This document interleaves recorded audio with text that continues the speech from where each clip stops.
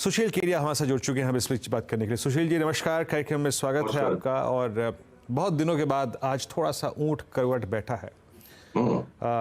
Nifty bank हार है, बस थोड़ा सा रिट्रेस, वो कूलिंग ऑफ की जरूरत भी थी। सुशील जी आप इसे कैसे देख रहे हैं, और ये कूलिंग ऑफ इंडेक्स में निफ्टी बैंक में कहां तक हो जाए तो अच्छी है और उसकी जरूरत भी है? देखिए, ये कूलिंग ऑफ, ये शब्द आपने बिल्कुल सटीक इस्तेमाल किया है। ओवरऑल मार्केट पर कोई टॉप के लक्षण बने हैं ऐसे कोई भी मुझे टेक्निकल पैरामीटर्स नहीं मिल रहे। कुछ कुछ स्टॉक्स हैं जो साइकिल को लीड कर रहे हैं, तो उनमें कहीं सिलेक्टिव शॉर्ट सेलिंग भी अब हो सकती है, वो उस पर हम बाद में आते हैं। और आपको मैं ग्लोबल मार्केट से लोकल को कनेक्ट करता हूं। अगर S&P आज रात को अनुमानित है कि अब ये न्यू हाई पर जाएगा, और नैस्डैक पहले ही जा चुका है और इंडिया सबसे पहले जा चुका है, तो S&P और भी 2-3 दिन मुझे लगता है थोड़ा उबलेगी और उसके बाद वहां ठंडक आएगी। तो इंडिया और S&P को जो रोज का रोज हम देखते हैं, 2-3 दिन के गैप से इनका मूवमेंट चलता है। तो इंडिया पहले ही कूल ऑफ हो रहा है और S&P उफन रहा है। अब 2-3 दिन वो जो ठंडे होंगे, उस बीच में हम यहाँ से वापस भाग लेंगे। तो हो सकता है कि आपकी मेरी वार्ता खत्म हो अगले 5-10 मिनट में बाजार घूम जाए, तो मुझे आश्चर्य नहीं होगा। और इस बाजार में नीचे के डाउनसाइड के एस्टिमेट्स को निकालना कोई बहुत बुद्धिमानी की बात नहीं लगती है। या जैसे रिवर्सल आएगा वापस निफ्टी पे बाई करना पड़ेगा जो भी ट्रेड कर रहे हैं। बैंक निफ्टी भी जो इंट्राडे में ओवरसोल्ड है, हो सकता है आपकी मेरी वार्ता खत्म होते होते तक बाजार का मिजाज बिल्कुल बदल जाए। तो ये जिसे कहते हैं ना, वो थोड़ा दबा दबा करके, आप टूथपेस्ट में से जब वो लास्ट लास्ट का दबा दबा के थोड़ा निकालते हो, तो बाजार बस उतना ही दबा दबा के लोगों के सौदे निकाल पा रहा है। वो बड़े झटके मुझे नहीं आते लग रहे अभी। बिल्कुल।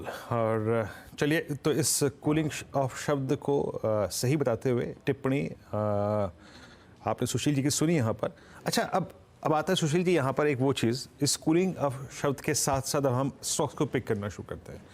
वो स्टॉक्स जो कि ओवरबॉट ट्रेजेक्ट्री में थे या फिर तर्कसंगत नहीं थे हायर लेवल से बाय करने में, लेकिन इस कूलिंग ऑफ जो कि रिक्वायर्ड थी, उसके बाद आपको लगता है कि हाँ, प्लस माइनस 1-2% में आपको एंट्री मारनी चाहिए। आपके प्रेफर्ड बायर्स क्या है इस वक्त इस बाजार में? चलिए, हम पहले F&O की बात करते हैं, क्योंकि कैश की लिस्ट बहुत लंबी, उसको लास्ट में एड्रेस करने की कोशिश करेंगे। अगर पीसीआर मेरा स्क्रीन शेयर कर पा रहा है, तो आप ये देखिए कि आईटीसी की फ्यूचर्स की जो चार्ट है, ये अब कूल ऑफ हो गया और अब मुझे आईटीसी यहां से 40-50 रुपए अगले पड़ाव में भागता दिख रहा है। भले ही निफ्टी 21,800 की भारी हो जाए, तो पोजीशंस को हमें उन इंडिविजुअल स्टॉक्स में लेके जाना है जहां अगले 7-8 दिन का ट्रेडिंग में आउट परफॉर्मेंस। तो एक हो गया आईटीसी। डेल्टा कॉर्प जो आज बैन से निकला है और इसको बिल्कुल ही दबासा दिया गया था वो जीएसटी की कलकत्ता हाईकोर्ट की खबर आने के बाद से, तो अब ये जो ब्रेकआउट आ गया, तो मुझे लगता है कि एक ये डेल्टा कॉर्प है, हर पुल बैक में आप इसे लें। बैंकों में अगर कोटक को मैं देखूं, तो ये जो फ्लैगिंग ऑफ फॉर्मेशन बन रहा है, यहां से अगर ये चार्ट मेरे स्क्रीन पे आ रही है, तो बैंक्स में मैं ट्रेडिंग करने के लिए कोटक पे लॉन्ग ट्रेड पिकअप करूंगा। और अडानी इंटरप्राइजेस जिसको अच्छे से लुढ़काया जा रहा है इस वक्त, मुझे लगता है कि यही निफ्टी को लेके घूमेगा कदाच। तो इस रेखा के आसपास 2890-2900 के आसपास से, या जहां से भी ये घूमे, तो मुझे अभी भी अडानी इंटरप्राइजेस में, भले ही निफ्टी में 500 पॉइंट से ज्यादा की एक बार जगह कल्पना करना कठिन है, अडानी इंटरप्राइजेस हो सकता है 2900 वाला 3400-3500 फटाफट हो जाए। तो ज्यादातर स्टॉक्स F&O में पुलबैक्स में लेने के ही रंग बन रहे हैं। अब मैं मेटल्स को अवॉइड करूंगा, खाली एक हिंडाल्को में अभी भी जगह लगती है। JSW स्टील, जिंदल के सारे स्टील के स्टॉक्स, सेल, टाटा स्टील, ये सब अपना काम पूरा कर चुके हैं। अब इंतजार कर रहे हैं कि ओवरऑल मार्केट जरा नरमी का रुख दिखाए तो ये लुढ़केंगे, तो इनमें से हम हट गए। आईटी के सारे स्टॉक्स जो है लार्ज कैप्स, वो बिल्कुल उफन चुके हैं, तो हम उसमें अब नया कोई भी पोजीशन का इजाफा नहीं करेंगे। तो ऑयल मार्केटिंग कंपनीज मेरे हिसाब से उनका टॉप हो चुका है, तो हम उसमें तेजी का काम नहीं करेंगे।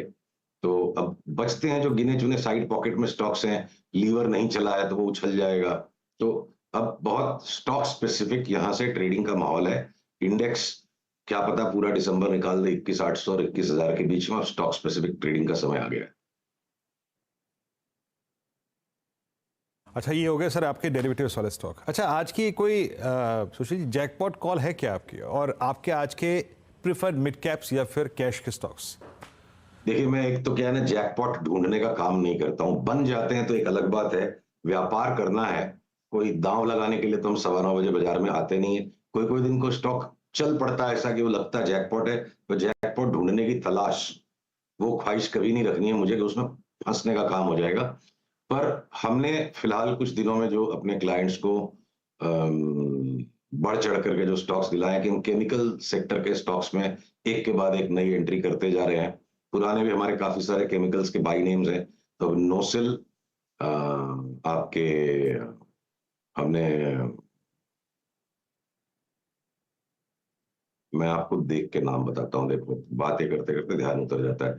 तो नोसिल के अलावा हमने Gujarat alkali alkyl amines, Balaji amines और फाइन ऑर्गेनिक्स, इनमें हमने मोटी बाइंग करवाई है और हमें एक थोड़ा स्पेशलिटी टाइप का स्टॉक है, केमिकल्स नहीं है। ये जो जीएमएम फॉडलर है, ये मुझे लगता है कि ये मल्टी बैगर मूव अगले 1 साल में 5 गुना 7 गुना कुछ भी इसका भाव यहाँ से हो सकता है। तो एकदम इमीडिएट टाइम फ्रेम की ट्रेडिंग जो बहुत अभी उत्तेजनापूर्ण माहौल से बाजार गुजर रहा है, बेसिकली हम पैसे को 3 महीने से 6 महीने, 9 महीने वाले व्यू के स्टॉक्स में शिफ्ट करते जा रहे हैं और इंस्टेंट ग्रेटिफिकेशंस जहां-जहां मिलते जा रहे हैं, वहां से निकल के हम लॉन्गर टर्म टाइम होराइजन में जा रहे हैं। मुझे अगले 6 महीने तक बी ग्रुप में लगातार हर करेक्शन के बाद तेजी ही नजर आती है। अच्छा सुशील जी, बीच में मेरा इंटरेक्शन आपसे हुआ नहीं, मैं छुट्टियों में था, लेकिन मेरे ख्याल से उससे पहले मैंने आपसे एक बार बातचीत की थी जुबिलेंट फूड पे। 566 का भाव हो गया, मेरे ख्याल से हमारी बातचीत हुई थी 510-515 के आसपास, अगर मैं सही हूँ तो। अभी आपका व्यू जुबिलेंट पे क्या है? वहाँ से 50 रुपये चल चुका है? व्यू जुबिलेंट पे तकरीबन सेम ही था। देखिए, अगर पीसीआर ये चार्ट दिखा पा रहा है, हमने लास्ट टाइम जब बात की थी, हमने 645 का इनिशियल एस्टीमेट निकाला था कि स्टॉक में भले ही एफ एंड ओ में है, इसको ट्रेडिंग करके पैसे कमाने आसान नहीं होंगे, नॉइजी होगा, जिक जिक जिक जिक चल रहा है और जो इसको पकड़ के बैठेगा तो करीब 650 तक इसको लेके राइड की जा सकती है। आपकी मेरी बात यहाँ 470 के आसपास हुई थी, तो ठीक ही चल रहा है। 470 वाला 565 के आसपास आ गया। मुझे और भी 70-80 रुपए पकड़ के बैठने वाले को अगले 1 डेढ़ महीने में मिलते हुए नजर आ रहे हैं। चलिए सुशील जी, बहुत बहुत शुक्रिया आप इस कार्यक्रम में शामिल हुए। सभी सेक्टर्स पे, इंडस्ट्रीज पे, मिड कैप्स पे, कैश स्टॉक्स पे, डेरिवेटिव स्टॉक्स पे अपनी अपनी राय दी। बहुत बहुत शुक्रिया।